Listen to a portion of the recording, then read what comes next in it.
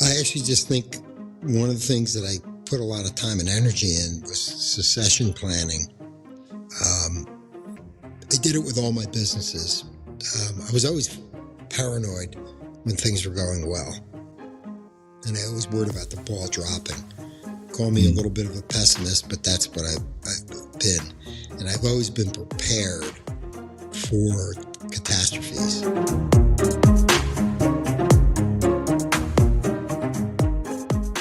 Welcome back to the podcast. In this episode, we're going to be going over survival of the early adapters and innovating at the right time and learning when to actually make the moves while you're studying your competitors, your largest competitors, and growing by innovating when they typically get stuck, which is a problem that a lot of competitors that you have might deal with, things that you've dealt with before as well, John. And that's really what this episode's about. And, you know, one of the things in your notes that you provided for the episode is the quote by Darwin, which is familiar to probably everyone listening to this episode, which is the survival of the fittest. But you kind of gleaned something additional from that saying that people are very familiar with. And I think it's a great way to kind of start this show off with you expanding on your beliefs and kind of what you feel about the survival of the fittest, the Darwin quote. Yeah. It's interesting because when you start talking about being an underdog, underdogs aren't always the weaker of the species. They're just might be the smaller one, but they may be nimble enough and they might be adaptive enough.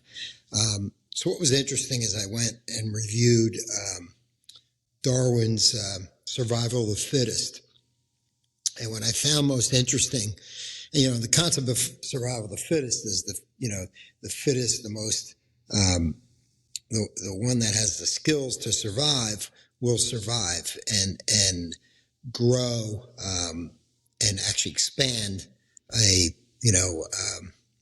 area of life. For instance, lions and tigers and so forth. Lions survived many, many years because they had the concept, they had the nimbleness to be able to go out there and hunt and find their prey.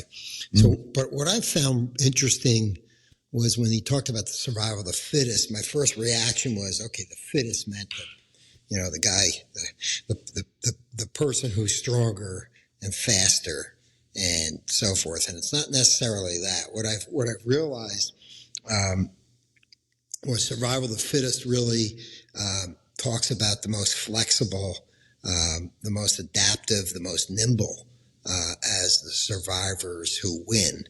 So you can look at that any way we want. We can look at all the different species. What makes an inchworm survive and a lion survive? I mean, an inchworm certainly doesn't have the strength, but it has the adaptability to be able to grow and to evolve and to create and recreate and so forth. So ultimately for me, it was really talking about what survival means. And that brings back the point, I think, really as an underdog starting a business. And when you could be nimble and you can have that ability to be adaptive, to build out your business. And in the face of the Goliaths, in face of the larger competitors that are out there. So that kind of stuck with me because I didn't really realize that concept. I always felt it was strong wins, and it's not necessarily. You can go back to the Bible, right? The meek shall inherit the earth. I think what they talk about the meek, not just necessarily the person who hides under the blankets and hides under the bed. I think it's the person who can figure things out. We look at all the multi-billionaires in the world. They're the pretty meek guys, the Mark Zuckerbergs, the Bill Gates. They were meek people, but they built phenomenal companies because they're adaptive and they knew how to survive and they were flexible. So adapting and moving forward on ideas and so forth when it comes to innovating and making changes and so forth. Right. In the beginning, like you said, the lone wolf, kind of when you're on your own, Yeah, and you're looking to grow. When do you kind of start to piece that together? There's the expression of, kind of follow the pioneers, follow the businesses or the guys that already have the arrows in their back, and when is the time to stop following and then move forward on innovating and surpassing that? How much traction do you need? Is it a point? Obviously we've talked about scaling and so forth. At that point, is that a part of the scaling process, or is that part of the traction, or is it kind of a combination of both when you're looking to innovate? Well, innovating is not really part of a scaling process until you start putting process together. Innovation for me is really, let's see what the big guys are doing. Let's see what the Goliaths are doing. How can I improve this? Good example for me was what was going on in the healthcare industry and how can I improve it? I saw issues. I saw problems. I saw gaps. So a lot of gaps. What were those gaps? How can I fulfill those gaps? Being smart enough to know you can't fulfill every gap. I just knew from the expertise that I was able to have and the expertise of the people that I was able to draw information from who were able to help me. We decided what gaps we wanted to fill. And in our case, it was patient care protection. It was, those type of things. But it was necessarily, when you're small and you're behind the eight ball, it feels like you're catching up, but you don't really have to catch up. You could be nimble and you can have those positive advantages of being small. So before you're out raising money to create a business model, you have to be able to go and make some changes in an industry. Nothing is new out there in the world. There's just things missing, right? There's nothing, Craig, there's nothing, yes, there are some innovative companies that are super, we've never seen them before, but they're few and far between. Mm-hmm. What we're looking at is organizations that can improve upon the way the status quo is. And that's where the nimble, and really going back to Darwin's theory, the nimble, the flexible, the adaptive survive. And that's where I look at myself as that underdog that went into an industry like healthcare and found the gaps that I felt I could fulfill, and were able to do that and set a precedence across the world, which exists today. Right. And, the being able to adapt and being able to, to change, innovate when necessary and so forth. And like you said, in the beginning, you're kind of testing things out. You're testing the waters. You're trying to get some data. You're trying to get some analytics or whatever it might be. And from that point, when is it that you decide that maybe you need to possibly pivot or not pivot or things like that? How does that work? I know how it works with West, the stuff that I do with content and with YouTube and so forth. But as far as, a business, when do you know what is the right thing to pivot on, and that you're not going to make a mistake and try to do something too early or too late? Yeah, I've talked about pivoting a lot in the process, and it's a good word because it always means that you keep one foot where you are and the other one moves around. So you're not really pivoting doesn't mean jumping from idea to idea. Right? Mm-hmm. Pivoting means to stay put, and you should continually pivot. I don't know if there's an exact time to pivot. I think when you've exhausted yourself, I'll give you a good example. When I was selling healthcare certification, which I thought was so important, I thought hospitals would love it. They would just eat it up if I got in there and told them about it. And I went in there and they weren't that interested.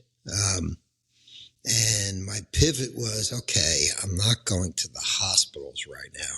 They didn't really get that this could be super valuable for them. I'm going to go to the training facilities, the organizations that are training healthcare professionals, and start to help them implement a certification test process, prep them for jobs. Once that happened, the healthcare industry came along. They were like, wow, we love these certified people. They didn't even know it was me. They were accepting I look back at some of the hospitals.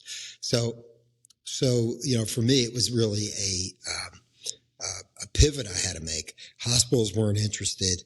I thought, okay, wow, this business maybe isn't going to go the way I want it to go.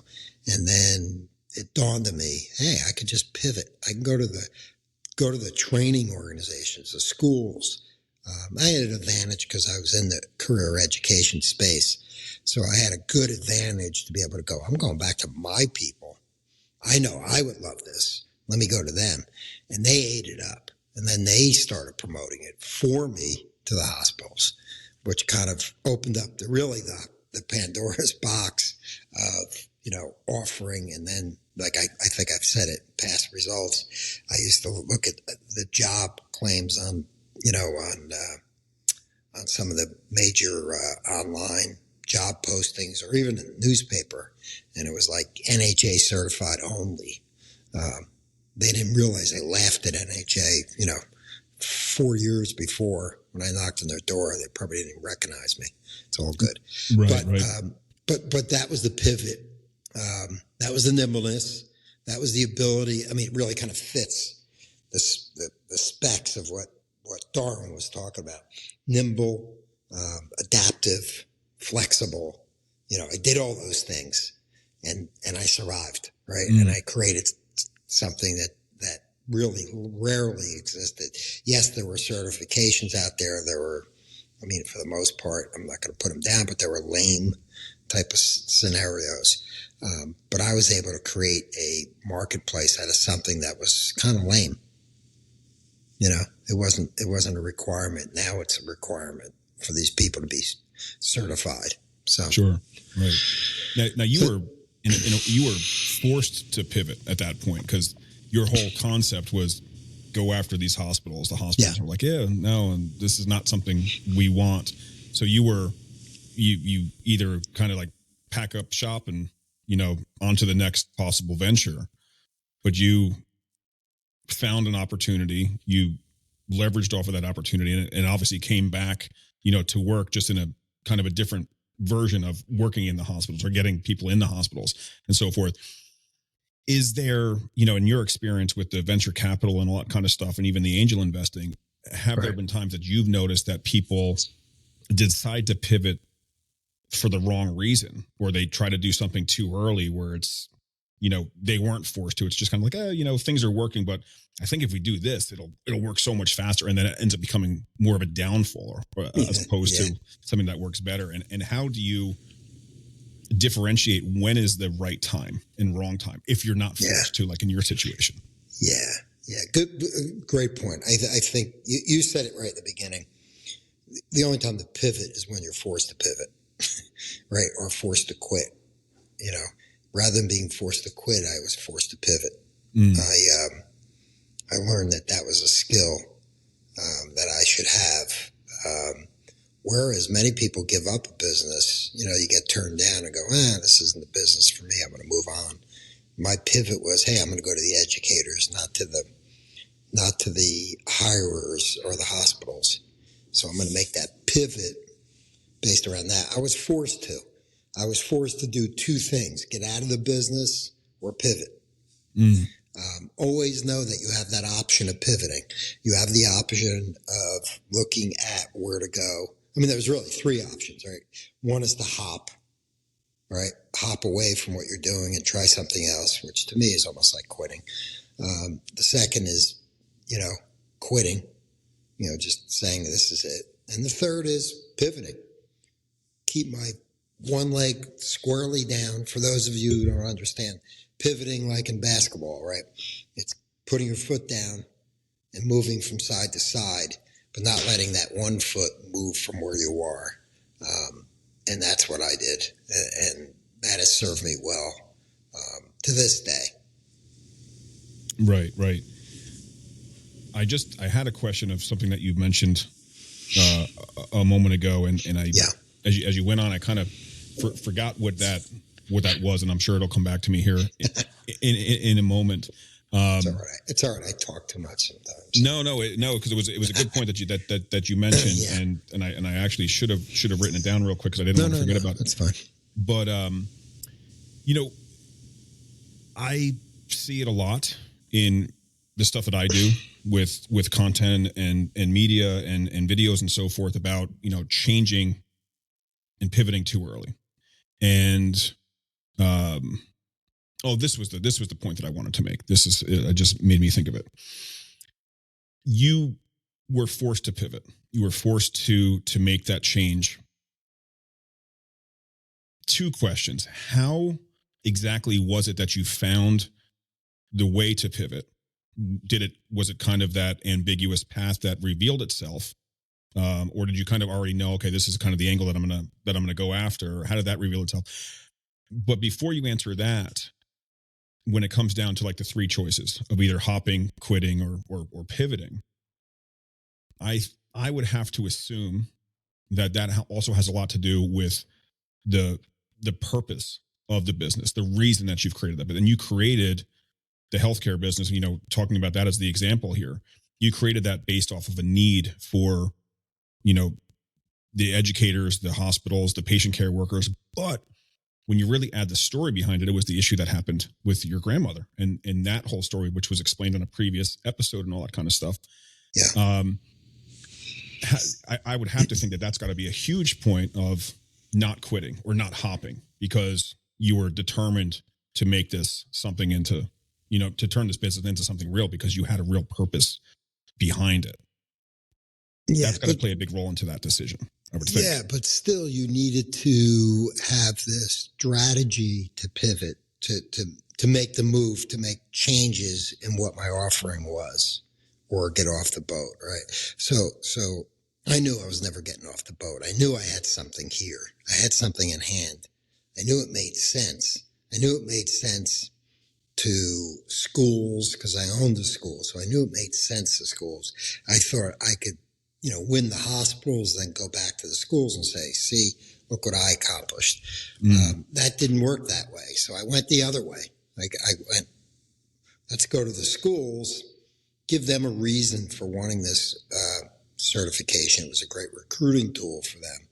But I also knew, and I came up with the theory of, all right, hospitals aren't so excited about certification, but what would happen if someone went through training, became a phlebotomist, they had the skills, they went for the job, and yet another person with the same exact skills in the job came in also, but one passed a third-party test by an outside agency to say they're ready for work. Who would be more hireable, all things being equal? That was my unique proposition that I offered. So when I made that pivot, that was on my mind. My mind was, okay, I'm going to help these schools get these people certified, no matter how I have to help them. I think in the beginning we gave free exams just to start the process, almost like a pilot. You would call it a pilot program today. So we started with a few schools doing that, and then they were sticky, they were hooked, they loved it. It helped them recruit students. It helped their students get jobs. It helped.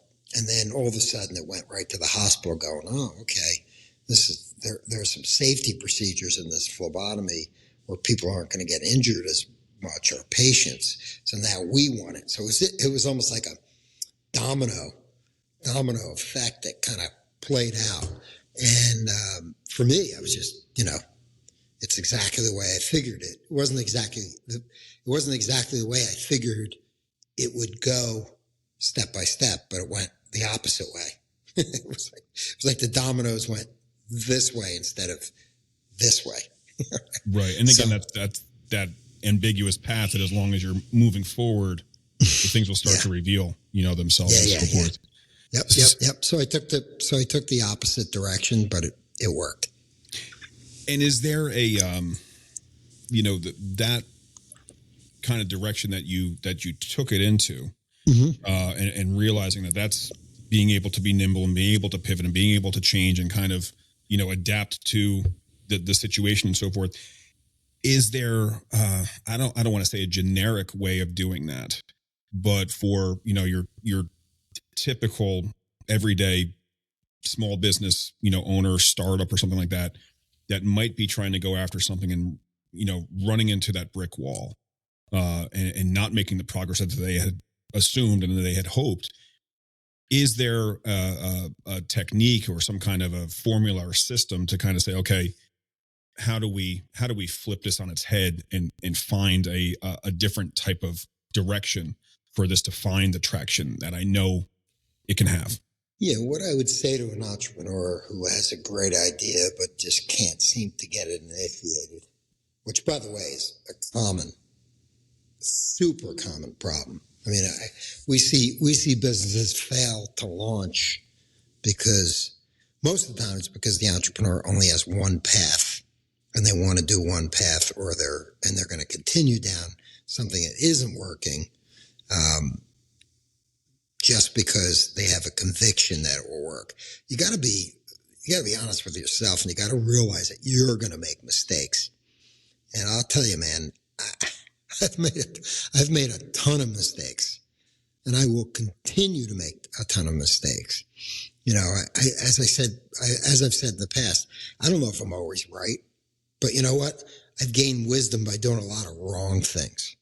I've gained the wisdom by doing a lot of wrong things. So, whenever I see an entrepreneur failing at something and not really regrouping and trying to figure out different ways to deploy, different ways to go after the marketplace, when I don't see this, there are sometimes, usually they're bad ideas, but there are sometimes there are ideas that just won't take off in any direction you put it. But with a good idea and a good concept, you can make it work. We did a lot of things in the behavioral health space, which is kind of interesting because we were dealing with school districts. We were dealing with kids with mental health issues. The one thing that we realized was everybody agreed what we were doing was noble, but they didn't have the funds.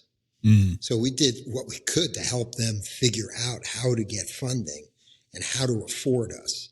I mean, one of the words I used a lot in that business was, it's not that they can't afford to have us. They can't afford not to have us. With the suicides going on in school, kids cutting themselves, transgender issues, kids with multiple mental health issues, there was no way, and I still say this to this day, there is no way that school districts can avoid this.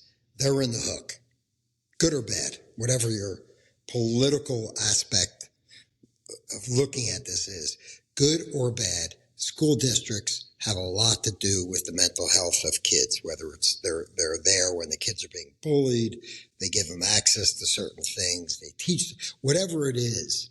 There is a reason. And we as an organization, even without the ability for some of these schools to get funding, we were able to help them figure it out. And we did that with the majority of schools. We helped them figure out ways to get funding, whether that was doing a tax raise in the town for this, or whether it was slush fund money, or maybe the jungle gym wasn't good. You're not going to get a new jungle gym. You may use the old one, but you're not going to put the money into the jungle gym. You're going to put it into behavioral health support for those kids. So there are ways to get things done. You just have to be open and, I'll use the word nimble, but adaptive to it. You got to get them to believe it. But my favorite words were, not that you can't afford to have us, you can't afford not to have us. That was the cliche.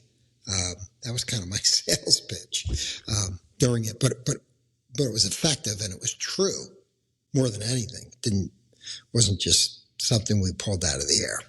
Right. So when you talk about innovating and adapting and all that kind of stuff, and in the very beginning, especially, a startup, or when you're trying to get something launched or off the ground, would you agree, or or acknowledge that at that point, instead of trying to innovate for your business and try to either innovate new products, courses, whatever, or services, in the beginning, would it be better to innovate to help your clients figure out a better way to be able to work with you, and then from there start to develop, the rest of it, and really understand. Like you had said, innovation. Innovation for your client. Obviously, you want to find how to get your clients to work with you, right? So the innovation for your clients is super important, and any other ways you can help your clients, because we always know it goes both ways. You take care of your clients, they'll come back, or take care of clients that could be clients in the future. We've helped a lot of clients that weren't actually our clients at that point, and usually they turn into them when they understand our expertise. Mm-hmm. Ultimately, your goal is to grow the business and never lose the edge to innovate. And so when I talk about the big guys, there's a lot of big guys out there that have lost that edge. Because as you get bigger, it's just typical. As you get bigger, you get slower. And you're bought in to systems. And when things change, industry change, things change, not being innovative enough is a problem. One of the things we did with Sage, which was the delivery of therapeutic services in our brick and mortar locations, as opposed to Thrive, where we went into school districts. One of the things that we implemented, which was me and my partners implemented, was the ability to be able to do this stuff online, to do therapy online and have it prepared and ready to go way before COVID came. So when COVID actually came, we were one of the winners. We were prepped, we were prepared, we were already did the innovation, and we were big. We were getting large, but yet we were still nimble enough. So there is a nimble. You can be large and you can be nimble, and we use that as innovation was consistency for us. It gave us the ability to continually learn, to still have a passion for the business. But when things changed with COVID, we could have easily lost a ton of business because we weren't delivering the services into the district. We had to start delivering it to these kids at home. And I believe we were so helpful for those kids that had the access. We all know the horrible stories of kids that didn't have access to health care, mental health during COVID, and what issues came out of there. But you need to practice those things and be innovative. And as you grow, you're innovative and so forth. And then you could, that's whenever you could implement those ideas, fill gaps and do those things, that's when that famous 7-letter word can start be talked about, which is, the major 7-letter word, which is, really turn your business around and start scaling. I don't even know if scaling is a 7-letter word. I think it is. But the 7-letter word of scaling is the next step. You got things together, things are moving, now it's time to scale. Next step of scaling is, now you got your pieces in order, you can go out and raise some dollars. Mm-hmm. If you need. Right. Now, obviously you weren't able to foresee COVID happening, right? Yeah. And you started to innovate before that by creating, a way to be able to or for the students and people to be able to access things online that wasn't around before, not knowing that COVID was coming and that we were going to, 2 weeks to flatten the curve really turned into, many months. Yeah. What was it that kind of opened your eyes or kind of made you realize, okay, this is something that we should do? Was it that competitors weren't doing it or hadn't figured out a great way to do it and you discovered something, or what was that led to that path? No, I actually just think one of the things that I put a lot of time and energy in was succession planning. I did it with all my businesses. I was always paranoid when things were going well. and I always worried about the ball dropping. Call me a little bit of a pessimist, but that's what I've been. And I've always been prepared for catastrophes. So when this happened, we were already prepared. We were already able to deliver, on things sooner than later. So we were just prepared and ready to go. And so we became, probably a good model for that, for COVID and how to keep things flowing. We lost no business. School districts did not let us go. We serviced every one of their students. It was a lot of work by us. It was, we were fortunate, but at the same time, all the fortunate and all the luck that we got was because we were prepared. Right. And I learned that. I learned that the hard way, because years ago, things would happen. I wasn't prepared. So I kind of learned by getting my butt kicked more than, a number of times. You get knocked on your ass enough. You either learn it or just continue to enjoy getting your ass kicked. Right. Yeah. So really the one of the key takeaways there is not to get complacent, really, ever. Right. And realize that, hey, the ball could drop at any time. Sure. It's happened to me too with some of my content stuff where, I rested all my laurels on one thing, saying this is never going to go away. And when it went away due to a completely unforeseen type of situation, I wasn't prepared for it. And there wasn't a way to really bounce back. My wife, she was the one saying, hey, Craig, you should be, thinking about these other things. And I was the one who got, complacent. It's a mistake that, like you said, you can make the mistakes. Don't make the mistake a second time. It's one thing about making mistakes. Don't make the mistake multiple times. And when things are good, that's when you get more paranoid. Or when things are moving along. Yeah. When money's coming in and things are great, that's when I tighten up. That's when I go, holy shit. Because again, if you believe in Stoic philosophy, good things don't last forever. Bad things don't last forever. Be prepared for those things. Prepare yourself. Prepare yourself mentally, spiritually,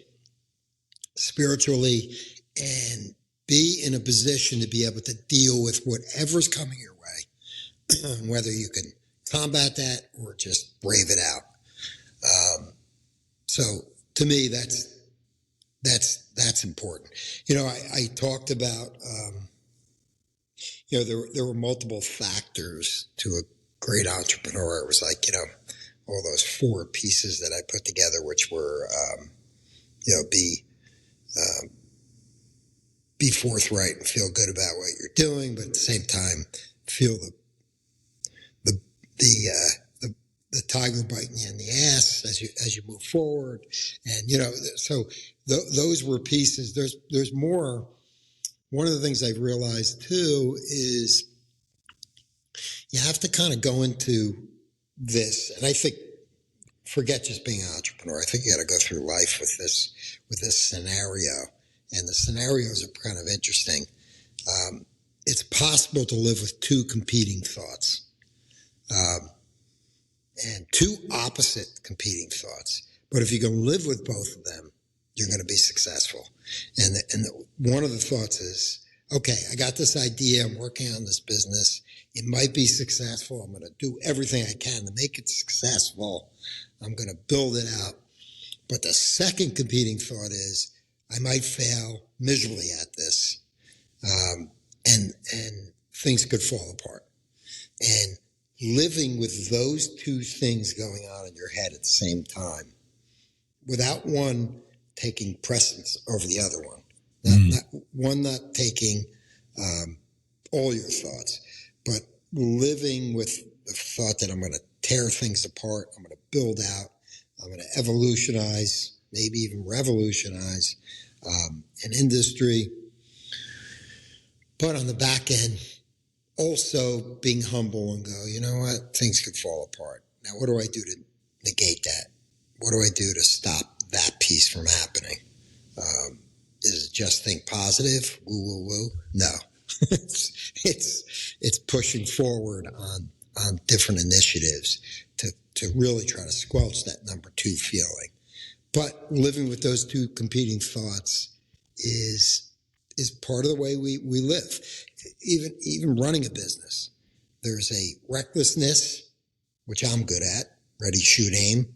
There's a recklessness in building out a business, but there's also a timid factor. There's also a factor I got to draw back a little bit. Can't be too reckless, right? I always say you can't be way ahead of the curve. You have to be somewhat ahead of the curve. So a happy medium between the two of them is middle ground. So you could look at almost anything in business, sloppy and neat, right? Crazy and sane, to all these pieces, you have to be able to judge, balance yourself in the middle, and realize that I could be crazy at some points, but I got to go back to sanity to make sure things are happening and moving along. I can have crazy ideas, but let's balance it out with the sane ideas.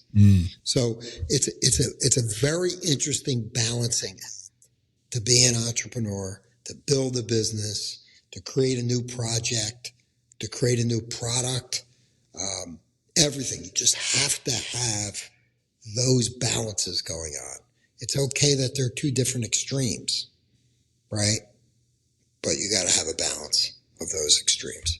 And anything that's too far in one direction could be failure, or too far in the other direction where you're timid, you may not get anything done. So I'm assuming that you're familiar with the wolves, the two wolves. Have you heard that kind of parable? No, I never met the two wolves. So it's essentially I don't exactly know who coined it. I've heard multiple people that possibly coined this, but the story goes a grandfather was telling his grandson that currently inside you there's two wolves. Oh, okay. One's fighting one's fighting against you, and one's fighting for you. One's trying to rip you away from everything that you care about and that you love, and the other one's trying to to help you and guide you. And the boy asked the grandfather, which wolf will win?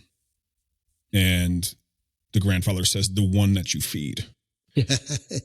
So when it comes to finding that middle ground, that happy medium between everything's falling apart, or what if everything falls apart, as opposed to, things are doing very, very well right now and all that kind of stuff. Every person deals with the leaning to one side or the next. Sure. And sometimes leaning to one side can last a lot longer. It can last days, weeks, even months or years in some instances, and really lead a person either down the wrong road or the right road for quite a while. And going back to what you said about the Stoic wisdom is that all things kind of pass. Good things will end, bad things will end. Finding that medium and all that kind of stuff. Are there things that you do personally, just in regular life and in business, when you start to realize, this seesaw is a little bit off kilter here. I'm leaning this way, or, a good example is, like you said before, when things are going great, that's when you want to be paranoid. Yeah. Right. How do you find that medium, and how do you, get yourself off the ledge, kind of when you start to think more negatively, like, hey, the shit's going to hit the fan soon. I can feel it. I can feel it. And eventually you kind of almost lead yourself down to allow yourself to let the shit hit the fan, because that's the wolf that you've been feeding. Are there certain things that you do or have found that help you to find that middle ground when you feel like you are leaning one way or the next? Yeah. I mean, I think as I've gotten older, the wisdom has come out, and, the part of me that looks at success and then fears failure at the same time, right? Where I feel like I got to button the hatches because things are going so well, is a little bit of, and I think every entrepreneur should have some kind of neurotic behavior toward things. I'm good at blaming myself for majority of the things probably I shouldn't have to blame myself for. Even when it doesn't work out with an employee, or, a deal fell through, it could be just because the atmosphere out there, lower budgets, whatever. But I take it personally. That's why I don't walk around majority of the time, because I feel like I have control over myself and I govern myself. And I'm not going to blame the president of the United States because I lost the deal. Where a lot of people look at that and go, oh, our economy's down. But, if the economy's down, I'll work my ass off to make sure my economy is fine. Economy's up. That's a nice thing, but I'll be paranoid that it's going to go down and work through it. So, I think as an entrepreneur, and I'm not saying everybody has to be like me, but as far as being an entrepreneur, I do have this neurotic response to things that keeps me on my feet constantly. It keeps me going. And some of it's fear of failure. Others are just, fear of that things could change tomorrow, and am I prepared for that? And let me be clear. I don't have this. This is not a ailment that I walk around with. I'm not paranoid, or I don't watch a football game and watch the guys in the huddle. I don't think they're talking about me. So right. I'm not that paranoid. Right. But you can get that. There's chronic cases of people that are paranoid that think that way. Sure. But ultimately, there's just enough paranoia in me, or just enough neurotic feelings that I don't want to be the guy that lets things slide. So that's have you also learned that because those were mistakes that you made in the past, where maybe you did get a little bit complacent and things like that, and just I'm not going to make that totally mistake. Totally from the past. Yeah, I could tell you my first business ever. We were making money hand and foot, and I thought, this is the way life is. Wow, life is pretty damn easy. I could just do this, and this comes in, and so forth. And then an industry changed. First industry I was in changed drastically and left me on the outside. I didn't adapt. I refused to adapt. So, what's interesting, I guess, about some of the things that I'm pushing out here is because I've been on all sides. I've recently in my life gotten to a point over the last, maybe 15 years, maybe 20 years, where I could be more predictable about what's going on in the world. But earlier than that, there was no prediction. It was just fly by night, follow the process, follow whatever's going on, and I'll survive. And it just doesn't work that way. We can't be sheep. I've seen a lot of stories and a lot of, interviews and articles and things like that where, that is the case, where somebody will start their business, they'll achieve ridiculous amounts of success, like you said, kind of making money hand over fist. It's so easy. That's even kind of what happened to me, why I did get complacent with something that I did several years back that crashed and burned. Is that something that you, I guess, to kind of expand on what I was saying, is that I see a lot of these stories, articles, YouTube videos, podcast interviews, and things like that, where that's what happened. They started something, it worked very, very well. Then it came down, crashed and burned, and it was, oh shit, what do I do now? And, a lot of people, fortunately do find, another direction or something else to, to do, or they start something different, and a lot don't. Is that something that you've seen in your experience as well, that a lot of the more successful entrepreneurs that have been through the trenches, have been through a lot of the shit that happens, do you find that a lot of them had something that was very, very successful that kind of came down, crashed and burned, and then they found something else, used those experiences and moved forward? And, is that something that people listening to this right now that might be in the beginning of something, it could be like, okay, well, this is my first business and it's doing very, very well. Are you guys telling me that I'm doomed to fail? And if that's the case, what are some things that you can do besides not getting complacent, but allowing yourself not to, without spoiling anybody's bubble, I'm not going to say that they're doomed to fail. There are a lot of first-time businesses that make it. I mean, fewer and far between, but they do. And I don't want someone who's listening right now and has something successful going, but you want to be able to secure that and learn from the wisdom of others, of not being caught in that trap where, things are great. We're just going to keep riding it. One of the things I've discovered, I know a number of people who have been successful early on and have gotten older with the success, and then that success has faded and they're stuck because they haven't learned any new lessons. They've lived by their business code, which, there is no theories around hey, you're going to fall apart at 20 something years old. So things end up falling apart for them at 60, and now they're picking up the pieces and it's really hard to go on. I've actually talked with some of them. I've consulted with friends who are going through that. So it's harder.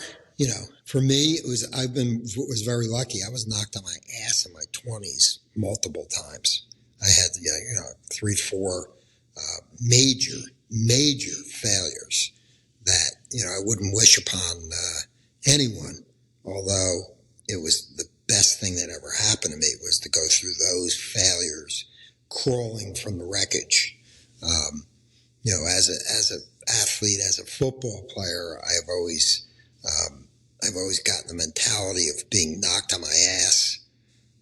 Because let's face it, after a play during the NFL and you watch a football game, usually everybody's on the ground. There's not one person that escapes hitting the ground on most plays. And they all got to get up and go back to the huddle and regroup and so forth. So that's been my philosophy about life, is that you're going to get knocked down. Those knocks sometimes are harder than others. There were times, and I've told you, there were times where I couldn't get out of bed. Just didn't want to get out of bed because I didn't know what the world was going to face and how much money I owed to people. And, it was a really rough go, but, you can get past that. I'm one to tell you, with the right attitude and the right push, you can get through those really, really rough times. There is no rough time. I mean, unfortunately, I lost a brother to suicide, and who was dealing with rough times going on in his life. And it's sad because I wish he could have understood that the sun was going to come out one day and his time will shine. But, he didn't have that patience to wait for that. So that obviously that got me into the behavioral health space, but it also makes me always wonder about life and go, you know what? Anything could fall apart. Anything could fall apart. Life could be just disastrous. Anything. Stoic philosophy, right? I mean, you can get as horrible as losing someone in your life and so forth. But there is other times where things will change and get better. You may not be happy you lost that loved one, but at least your relationship with that loved one who may have passed on is you have a different relationship with them as you grow through it. There's always a loss, don't get me wrong, but so there are a number of things that you can get through. The human spirit can get through a lot, and when it comes to business, that's you got to do it. I've known guys who have failed and failed and failed. I usually can tell why they failed. Most of the time, like you said, Craig, it's doing the same thing over and over again. Sometimes you want to just smack them in the head and go, look, you're doing the same thing. But it's really hard. It's really hard to say that to someone because they can rationalize that they did something different. But ultimately, it's the same mistake. Right. And is that ego, do you think? Is that, like because there's purpose in saying I'm doing this for this reason. And that's why I want it to work, and I need it to work because there's something here that really makes this into something that's going to be fantastic. And there's also ego that says like, okay, like I'm going to do this my way because I think this is going to work. And that obviously is going to cause a lot of friction, in your business. If you're not understanding that, it's not necessarily the purpose, it's your ego that's trying to push forward certain ideas that. I don't know. I'll shoot this question back to you. Is it ego? Is it laziness? What is it? Right? I mean, I don't know. Right? It could be one or the other. It could be, hey, I'm not going to change. I'm stubborn. I'm not going to change. I'm going to do it the same way. It just didn't work last time. But I'm going to do it again this way. I get that sometimes, but when it's, the fifth time that you still feel that this is the only way to go, is there a lazy factor there? Or is it someone going, you know what? I'm not trying anything else. I'm just doing it this way. So I don't know. I don't, it's hard to define. I think individual cases, you can have those conversations. I've had those conversations with people.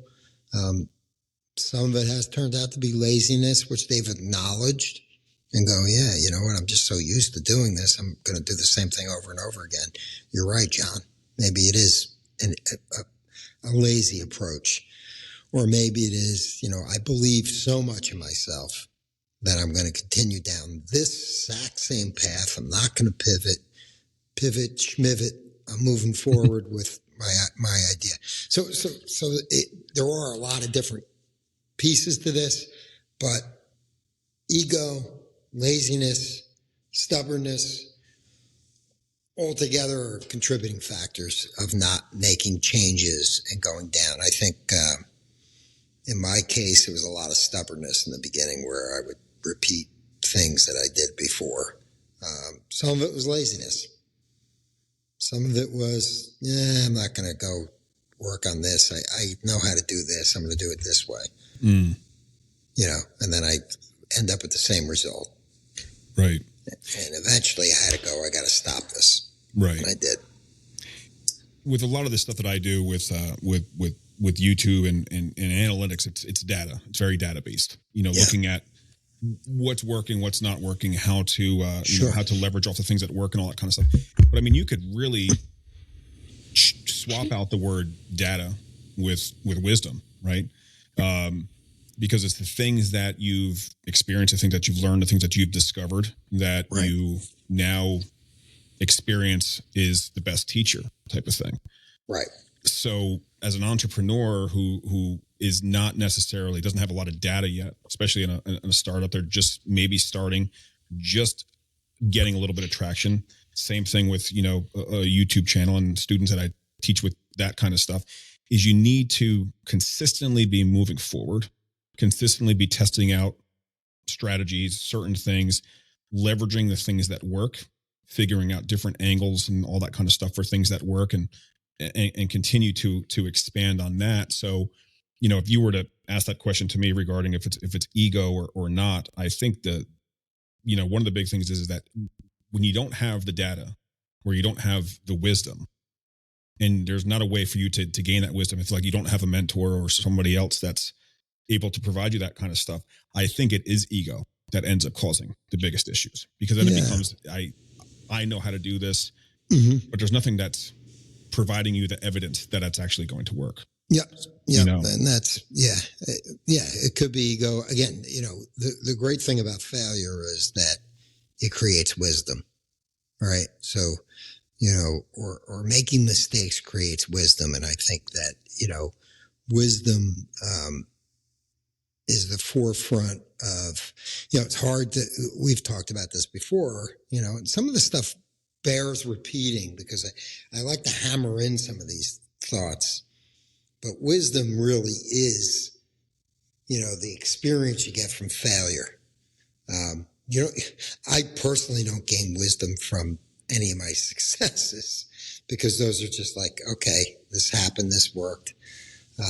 That's great. But my wisdom is gained through the issues and the problems and the things that I've done wrong that I should be, I should learn from. So, the ability to be able to gain wisdom from that, and to have wisdom is really from your failures. So yeah, majority of my wisdom I've learned. Yes, I've learned from other people's mistakes. That's few and far between. That's maybe, 3%. I'd say the other 97% is just from me smacking my head against the wall and not making things happen. The nice thing about being able to pivot and move around and being nimble is you could make a mistake and pivot. Mm-hmm. Right? You could go, this isn't working. I'm going to go here. So when I went to the hospitals, there was my mistake. Okay, I learned I'm not going to go to the hospitals first. I'll go back to the hospitals someday when I win them over. I'm going to win them over by finding the educators. I'm going to create these group of educators that are going to love my certification, and they're going to bring it into industry. They're going to walk it into industry, and industry is going to love it because the educators have brought it in. So it's interesting. It's an interesting dynamic, but wisdom is gained, from all the failures. I said it to you before, much as I love my dad, I learned more wisdom from him than anything else. And unfortunately, it was from the mistakes he made in life. I'm fortunate. I'm really fortunate to have that because, sometimes if your parents are perfect, you're not learning a lot. So, Right. Now, surely, I have to disagree with you a little bit as far as sure. You've only gained wisdom from failures, because I would assume, and maybe wisdom is not the best word, but with the successes that you've had, those are obviously lessons that you said, okay, this worked previously. I know that this is something that worked. I want to make sure that we implement that same type of strategy or that same type of thing, moving forward, right? Or am I wrong in assuming that? No, you're right. But again, you could go back to, there's a great book, right? Like it was called What Got You to Here doesn't necessarily get you to here, right? So trying to implement the same things that work for you with a different business. I learned it when I sold NHA and I got into Sage. I tried to do the same thing. As a matter of fact, I tried to bring in some of my old group of people, some of the cronies I had with me originally, and it didn't work out in the beginning. And I realized something, just like when you watch a coach go from a successful team to another team, and he brings his team of people with him, and it never doesn't seem to work out. So yes, there are things you could learn, you've done right, that you want to continue right, but they're all based upon. But I guess I'm kind of dicing onions here, but it's all based upon, all that success was based upon a failure, right? So even the successes I've had, there was an ingredients of failure there. That's why I got better.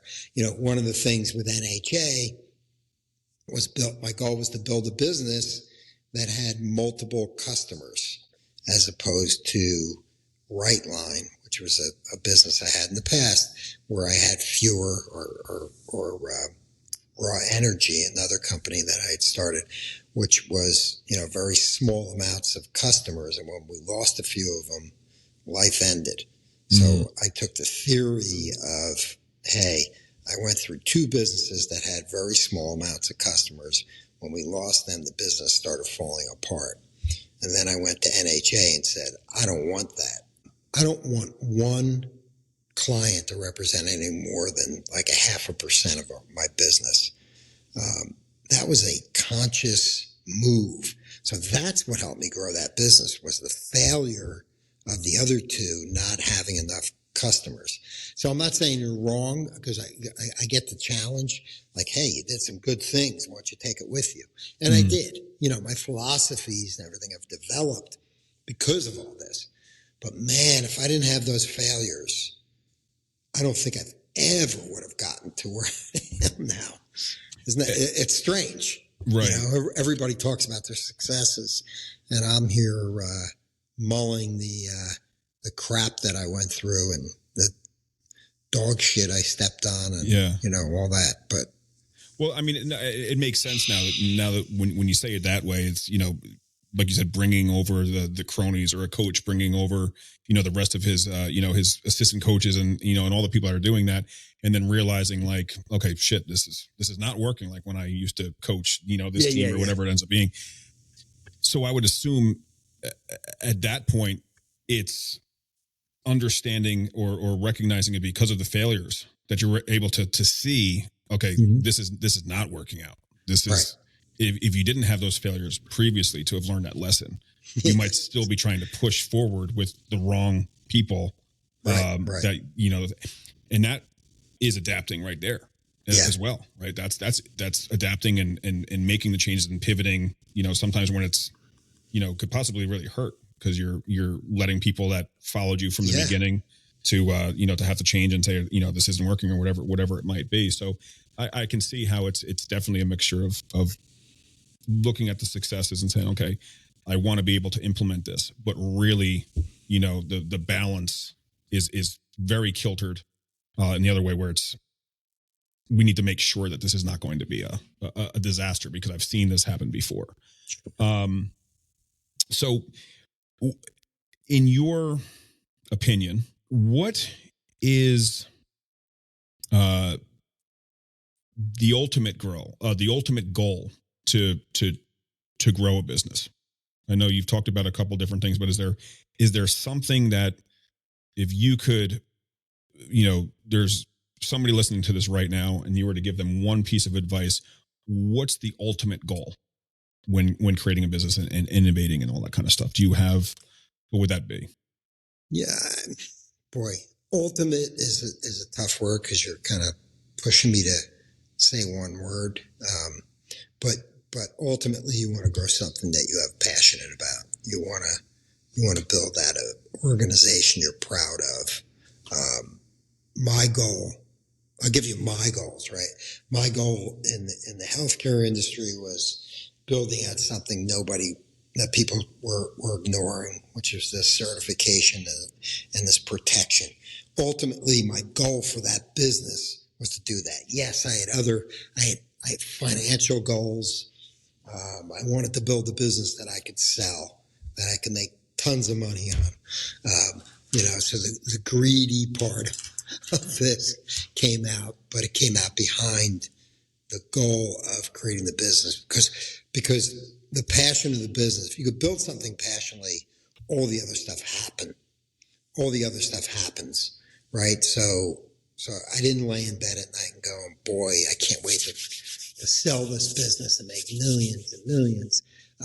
What I hoped at night was, I want to be the best at what we do. I want to be the best in the world at what we do. I want to be I want to, it goes down to that Good to Great book. I want to be the best at what we offer, the best in the world.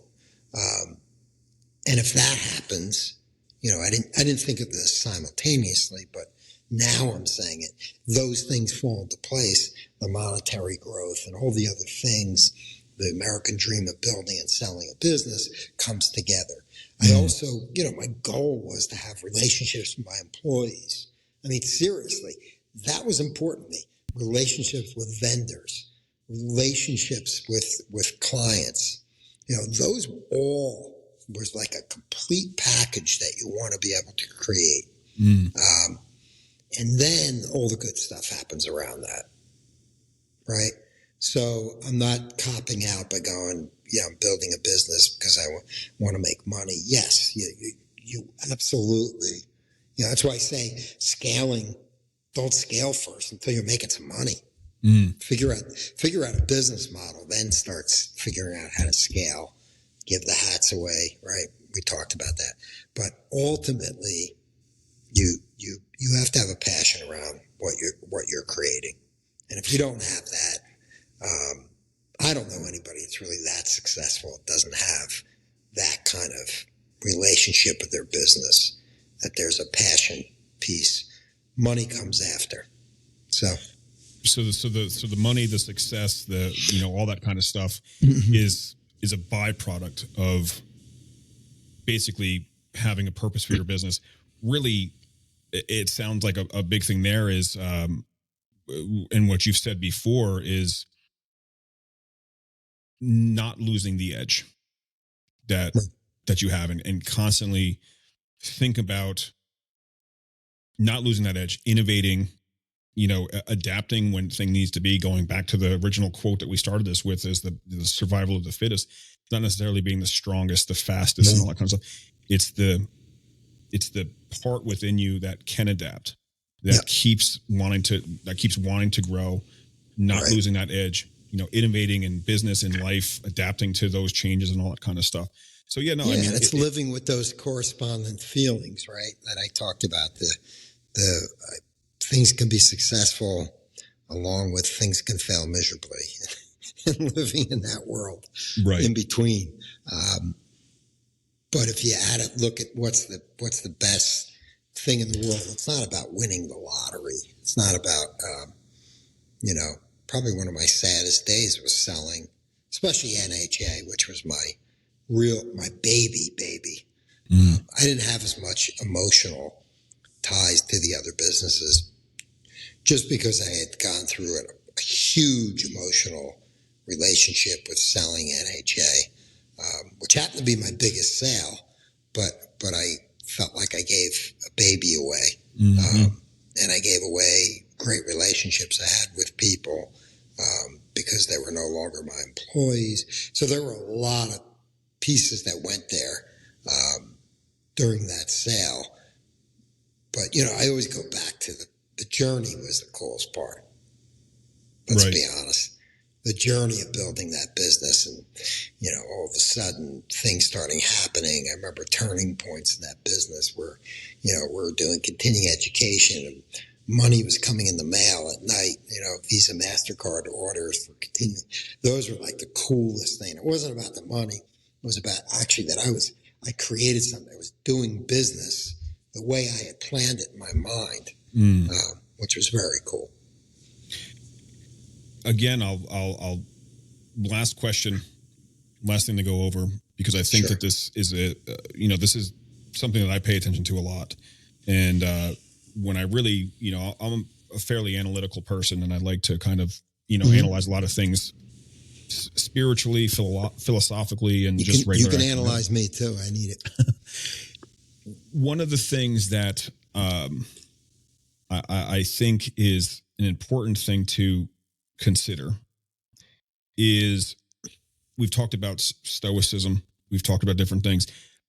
Mindset is literally, I think, the thing that makes or breaks, a person. And a lot of times mindset has this negative connotation. Oh, you're trying to push mindset. You're trying to push beliefs. You're trying to, tell me that my mind is what's going to get me through this. But ultimately it really is. Yeah.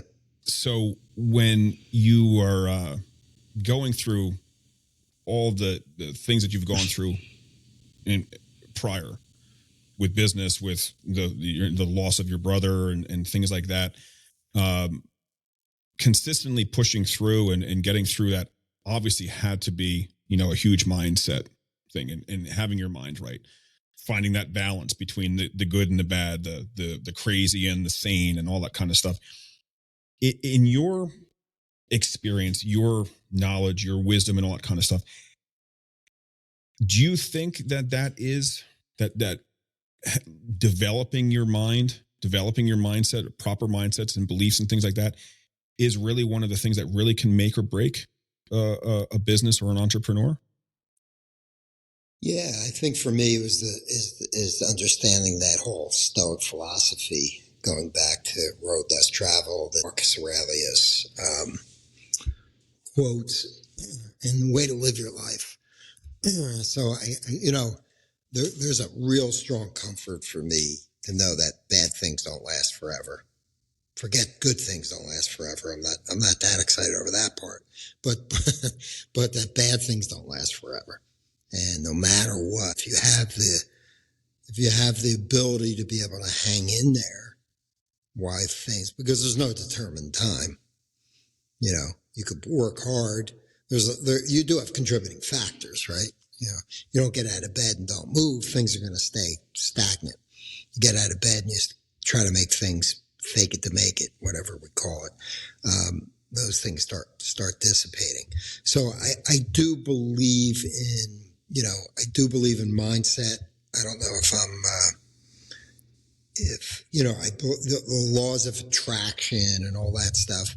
Not that I don't believe in that. I think you make that happen. We all make it happen. It's not just like I think there's going to be a pot of gold out in the parking lot when I leave here today.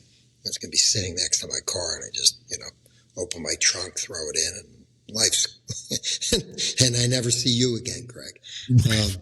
I'm off to the races with billions of dollars. No, I don't believe that is, but I think that there is a really strong spiritual sense here that there's something, there's a universal give back in this world, and I don't know if we've got the full grasp of it, but we sense it sometimes, and things do come together sometimes. And it usually has to do with the way we perceive it and act and work through it. So, the easiest thing I can identify is Stoic belief that, good doesn't last forever, bad doesn't last forever. Think good and you can get through the bad pretty quickly. Think negative, you can get through the good very quickly, unfortunately. So those all play roles. Yeah. I mean, my philosophy of getting up after getting tackled in football. I was a running back. I got tackled every play. Even when I scored a touchdown, I was on the ground for the most part. But I learned that was part of my life. Part of my life was getting up, dusting myself off, and going forward. So whether that's a spiritual belief or whether that's a mindset or whatever it is, it's just personally, I just don't take things laying down. I got to get up and go after it again. So, so to answer your question, yes, there is a belief system that keeps me going where maybe some people may give up. And again, you mentioned the law of attraction and, things don't just magically happen. Yeah. I think in order to develop a great mindset, allow things to appear or allow the universe to provide them for you, whatever it ends up being, ultimately it comes down to being consistent and actually taking action and doing those actual steps and processes needed. If you have a great idea for a business, if you have a great idea for a book, a movie, a song, whatever it might be, the idea is nothing if you're not actually trying to step forward and do something with it. Right. We talked about that. Every single person has a gift of great ideas. Everybody has a gift of great ideas. It's those who implement them, which is a much smaller diced percentage of the people that initiate them and follow through with them are the ones that succeed. You can have the idea. I've seen people work on ideas for 6 months, a year, and then just let it go. Just almost to the point where they're maybe getting some traction. They let it go because they're bored. So, yeah, it's definitely interesting when you're dealing with people. One of the things I like to look at when I'm dealing with entrepreneurs is what is their commitment level? What is their commitment level? Have they done this before? Even entrepreneurs who hire people to work in entrepreneurial companies, you need a certain type of person because they got to be okay with what's the best way to lean times. Even an employee who wants to work in a startup has to understand that, I may not get paid all the time. There may be a delay. This is a startup. So people have to have a mindset, whether they work in an entrepreneurial business or run an entrepreneurial business. You're not getting a paycheck in the beginning. If it's a typical startup that's going to take years to develop, you gotta be able to live a little tighter in your life. Weather the storm. Make things happen. Yeah. I mean, my daughter changed to become an entrepreneur in her life, and she's done an amazing job, and she's built her business out, but she still needs to, there are some bills that are a little bit more challenging for her to take care of. I'm lucky my wife is tough on her.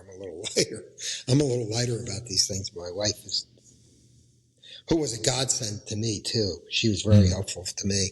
And I will also talk about, spouses, having the right spouse or person that significant other that you have in your life. They need to be, you want them to be a little tough on you as well, because that also is part of having success. You can't have everybody be a yes man. I was so used to having yes people around me, especially when I ran NHA. Then I come home and my wife would just berate me with stuff. Yeah. Or my daughter would, tell me I'm stupid, brings you right down to the real world, because we're not these unique human beings that, everything bounces off us. Right. So, spouses and humbleness brings back humbleness. Right. And I think it's spouses as well as just having the right people in your life, mentors. Yeah. People telling you the stuff you don't want to hear. Telling you the stuff that you don't want to hear, but also cheering you on when it's time to cheer you on as well. Yeah. I think that's the happy medium there. So. Yep. Awesome. Well, I had a lot of fun with this episode. Thanks so much for answering the questions and really giving all that feedback and information. John, if there's anything else that you can think to say, then now's your time. And if not, I think the theory around this podcast was really about surviving as an early stage as a small business and competing with the dinosaurs or the big guys, and how sometimes could be a negative, and other times you could be that nimble and be able to find different types of revenue within an industry that they may not have thought of. It's not like they're so big they're going to crush you like a fly. You can figure out ways to be innovative. And the ones who do that are the ones who really grow their businesses to different levels. I've seen it. I've seen it before. I've done it. Right. I did it in the healthcare industry. I've done it in the behavioral health industry, where there were a lot bigger players than we were out there. Mm-hmm. But we built it because we had that ability to be flexible, nimble, creative, just were things that they couldn't do. And then, then the secret around that, again, was to try to keep, as you get bigger, to keep that nimbleness, to keep that creativeness. Harder and harder to do, but we've done that too. So, right, it can be done. Awesome.